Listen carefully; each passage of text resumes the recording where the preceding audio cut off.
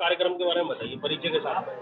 उसको रखा रहना आप बताइए। मैं नॉर्थ सेंट्रल रेलवे एम्प्लॉय संघ का जनरल सेक्रेटरी हूँ, आरपी सिंह। ये हमारे आगरा मंडल के मंडल अध्यक्ष हैं पीके सोनी। ये हमारे आगरा मंडल के मंडल सचिव हैं अक्षय कांत शर्मा। ये हमारे एनसीआरएस कोषाध्यक्ष हैं दीपक गोयल। वो गबरू जी हैं। कार्यक्रम के बारे में बताइए।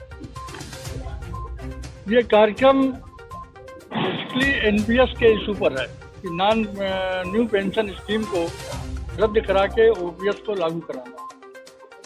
इसके लिए 10 अगस्त के बाद से बहुत तेजी से कार्य चल रहा है। 10 अगस्त को रामलीला के मैदान में रैली आयोजित की गई। आगरा, झांसी और इलाहाबाद डिवीजन में भी आयोजित किया गया। सरकार को नोटिस दी गई कि 3 महीने में ओपीएस को लागू करें, लेकिन सरकार ने उस पर ध्यान नहीं दिया। तो वो 10 अगस्त की रैली में ही घोषणा किया गया था कि अगर 3 माह में ओपीएस नहीं लागू हुआ, ओल्ड पेंशन स्कीम लागू नहीं की गई, तो हड़ताल निश्चित होगी, चक्का जाम होगा। सभी फेडरेशंस, केंद्रीय और राज्य कर्मचारियों की जितनी भी फेडरेशंस हैं, सबने मिल करके रामलीला मैदान में ही निर्णय लिया। एनसीआरएस ने झांसी की सीसी की मीटिंग में अभी निर्णय लिया कि अब कोई विकल्प नहीं है हड़ताल के सिवा। इसके लिए 21-22 नवंबर को स्ट्राइक बैलेट कराया गया। स्ट्राइक बैलेट में कर्मचारियों का परिणाम आ गया कि 98.7% कर्मचारी जो है हड़ताल के पक्ष में है। हड़ताल की अब तैयारी की बात चल रही है।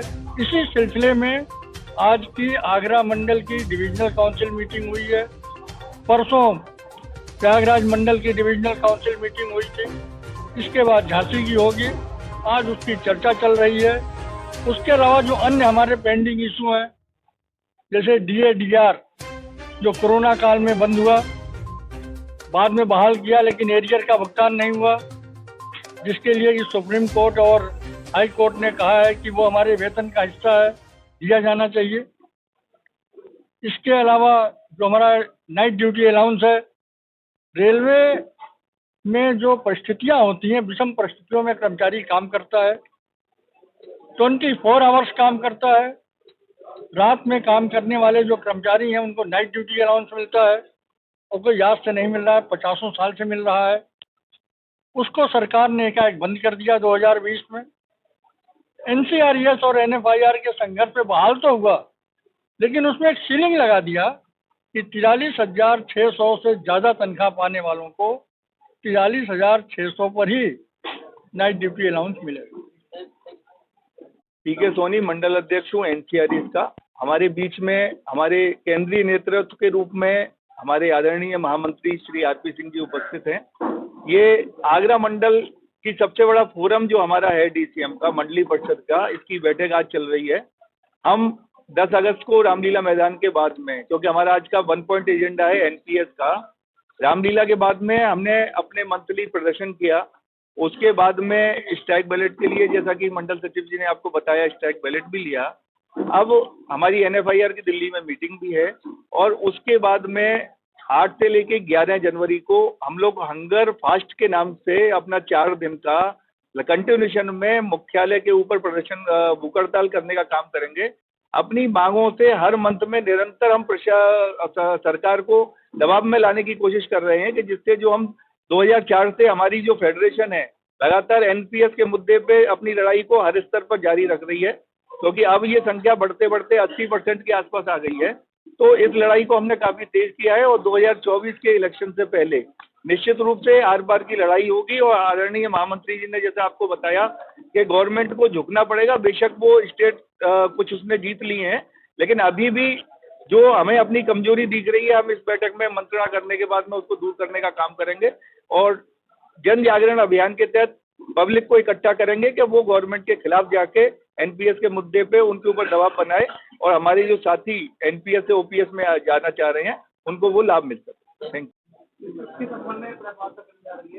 मैं अक्षय कांत शर्मा, मंडल मंत्री हूँ, नॉर्थ सेंट्रल रेलवे एम्प्लॉय संघ आगरा मंडल का। और आज हमारी मंडल की परिषदीय सभा यहाँ हो रही है, जिसमें प्रयागराज से हमारे महामंत्री जी आरपी सिंह जी प्रस्तुत हुए हैं। और हम लोग विशेषकर जो आज निर्णय ले रहे हैं, हमारे फेडरेशन ने एक निर्णय दिया है 8 जनवरी से 11 जनवरी तक हंगर स्ट्राइक का, क्योंकि लोगों के दिमाग में ये है कि 3 स्टेट जीतने के बाद ये सरकार पुनः फिर अडिग हो गई है और पुरानी स्कीम लागू नहीं करेगी। तो हमने भी हमारे फेडरेशन से निर्णय लिया है कि 8 से 11 तारीख तक हम हंगर स्ट्राइक पे बैठेंगे।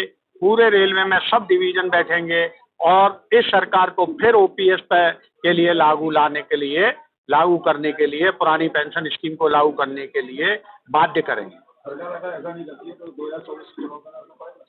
बिल्कुल, तो 2024 के चुनाव पे तो असर पड़ना ही है, क्योंकि सभी कर्मचारी जो इससे पीड़ित हैं, पुरानी पेंशन स्कीम को चाहते हैं, वह हो सकता है कि वो सरकार का साथ किसी भी तरह से नहीं देंगे। और जैसे ही फेडरेशन से हमें अगर निर्णय मिलेगा, हम अपने महामंत्री श्री आरपी सिंह जी के निर्देश पर रेल का चक्का जाम करके 2024 से पहले, चुनाव से पहले अपना विरोध अवश्य प्रदर्शित करेंगे।